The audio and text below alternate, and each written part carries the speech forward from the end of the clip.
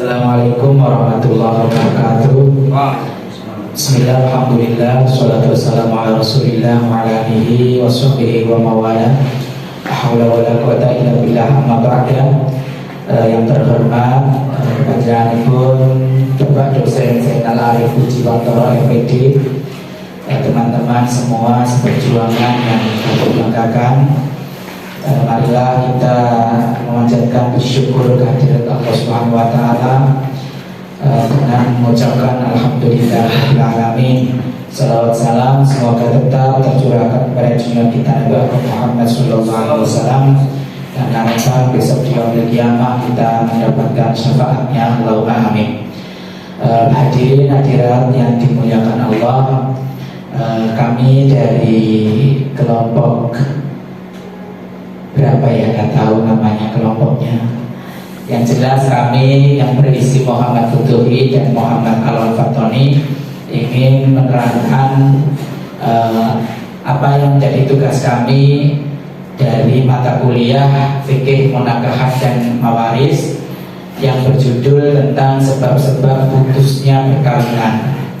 Jadi orang menikah tidak selalu mulus dan kadang-kala terkena problem yang sangat luar biasa yang hasil akhirnya bisa menuju ke perceraian atau perpisahan. Mari kita mulai saja. Yang pertama adalah talak. Talak itu secara umum ya, perceraian itu ya talak. Talak menurut pasal 117 kompilasi hukum Islam atau KHI dinyatakan bahwa talak adalah ikrar suami diadakan sidang pengadilan agama yang menjadi salah satu sebab putusnya perkawinan. Jadi talak itu hanya dimiliki oleh seorang suami, dan talak itu nanti ada banyak macamnya. Sedangkan talak itu nanti yang bisa mengucapkan suaminya saja. Kita perhatikan nanti macam-macam talak. Ya, talak itu dari segi jumlah ada talak roj'i atau talak satu, yaitu talak yang bisa dirujuk kembali. Tuh, yang kedua talak dua. Talak dua itu sama dengan talak satu, masih termasuk talak roj'i, bisa rujuk. Yang ketiga tolak tiga atau tolak bain kubro, ini talak yang sudah tidak bisa dirujuk lagi. Boleh nggak menikah lagi? Boleh. Syaratnya si wanita harus sudah menikah dengan orang lain atau ada bahasa muhalil ya. Kemudian ada dari segi penyampaiannya itu ada talak sarih, talak sorih, dan talak kinayah. Talak sorih itu berarti talak yang jelas, katakannya jelas, kata-katanya jelas, saya ceraikan, tuh jelas.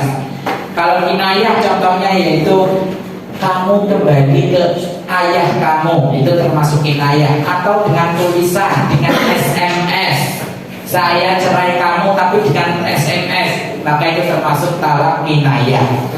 Untuk selanjutnya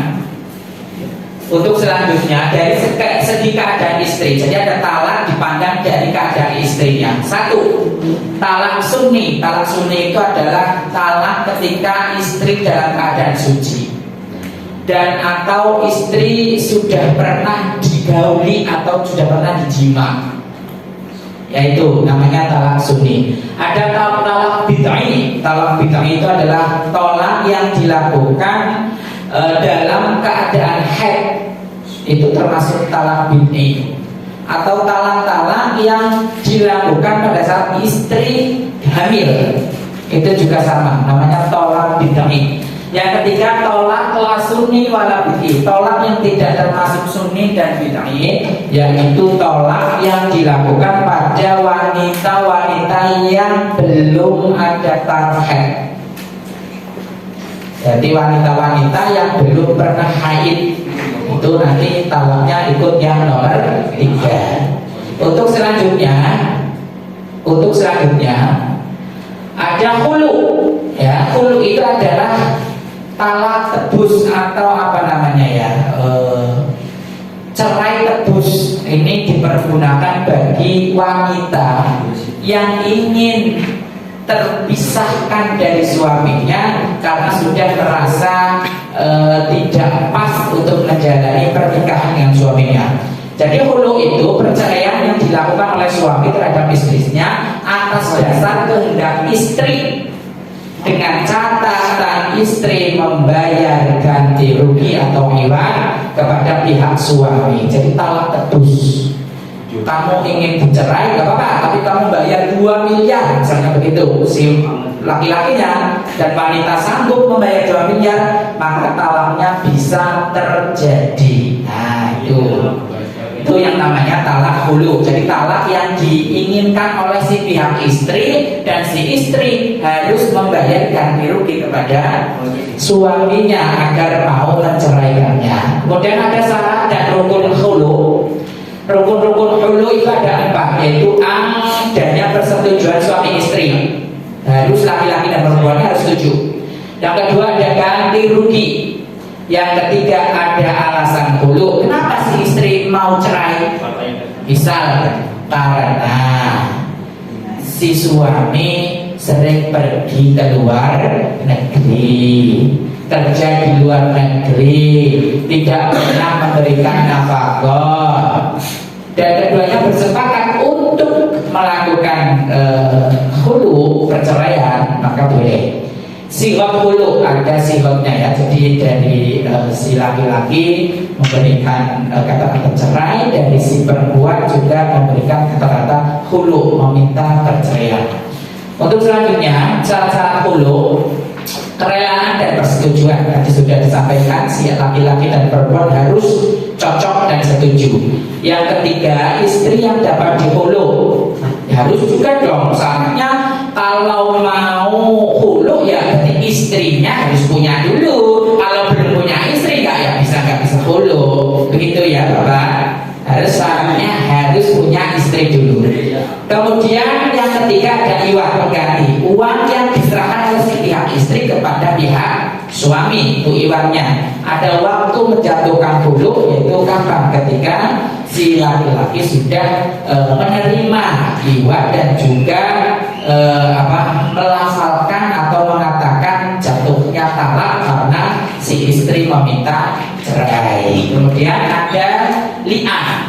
Li'an ini juga salah satu termasuk jenis sumpah ya yang diucapkan suami ketika menuduh istrinya berzina. Ini bahaya sekali. Ketika suami menuduh istrinya berzina, sedangkan dia tidak punya atau tidak punya saksi, ya, tidak punya saksi yang melihat kalau istrinya berzina, maka dia harus melakukan li'an. Nah, li'an itu gimana? Li'an itu adalah bersumpah 4 kali, kemudian yang kelima ditandai dengan laknatullah. Bila saya berdusta, nah kayak gitu, harus ada bahasa laknat Allah menimpaku kalau saya berdusta. Itu dalam sepotong li'an. Kemudian setelah sang laki-laki mengatakan demi Allah ini kamu pernah berzina, saya begitu sampai 4 kali, kemudian yang kelima ditutup dengan laknat Allah kalau saya berdoa, maka yang istri nanti sebentar dulu. Yang istri kemudian juga bersumpah 4 kali bahwa dia tidak berzina. Kemudian yang kelima yaitu laknat Allah itu bagiku kalau tuduhan suami saya benar. Itu. Kemudian yang selanjutnya sebab dan akibat hukum li'an. Ketika li'an sudah diucapkan karena menuduh istrinya berzina tanpa mendatangkan 4 saksi, maka yaitu tadi harus bersumpah. Selanjutnya, nah hukum li'an dalam KHI disebutkan begini: putusnya perkawinan antara suami istri selama-lamanya, tidak bisa kembali sama sekali. Tolaknya tolak bain kubro. Kemudian ada larangan perkawinan antara bekas suami istri tersebut, itu sama aja, nggak boleh. Kemudian tidak sah perkawinan antara bekas suami istri tersebut, sama, jadi nggak boleh. Ya, yang terakhir, yang keempat, timbulnya larangan rujuk antara bekas suami istri, nggak boleh berkembang lagi, nggak boleh kembali lagi. Anak yang dikandung atau dilahirkan oleh istri hanya ada hubungan perdata dan nasab dengan ibunya. Anaknya sudah dihukumi nasab dengan ibunya, tidak dengan ayahnya. Untuk selanjutnya akan diterangkan oleh teman kami Muhammad Alwan Fatoni. Ya, terima kasih.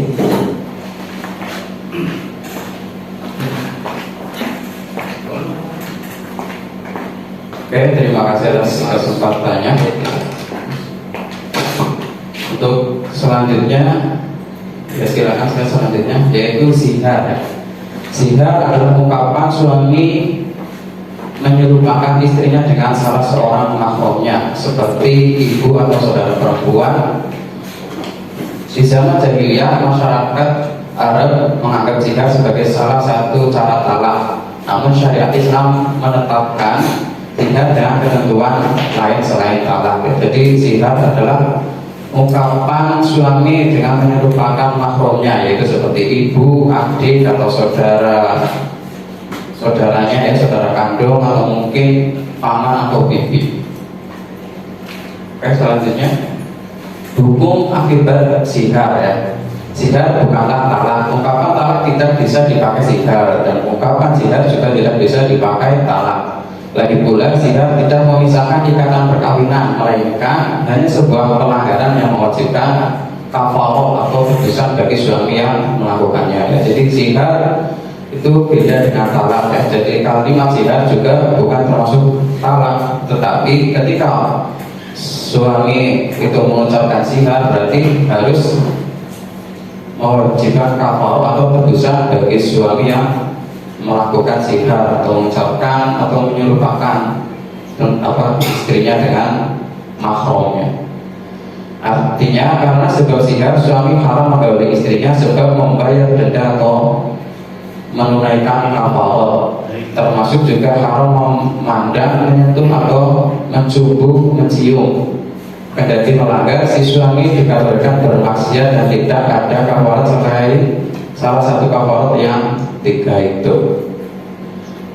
Untuk berikutnya yaitu ilah. Ilah adalah sumpah seorang suami yang memiliki hak talak untuk tidak menggauli istrinya, baik dalam tempo tak terbatas maupun dalam tempo 4 bulan. Karena itu mengenai syarat dan rukun sumpah ilah berlaku syarat dan rukun sumpah pada umumnya yang menggunakan asma Allah, yaitu yang pertama al-halif atau orang yang bersumpah, al-mahduf atau yang dijadikan sumpah yaitu nama Allah, dan al-mahduf alaih atau objek sumpah yaitu jima, yang kemudian atau tempo waktu ya.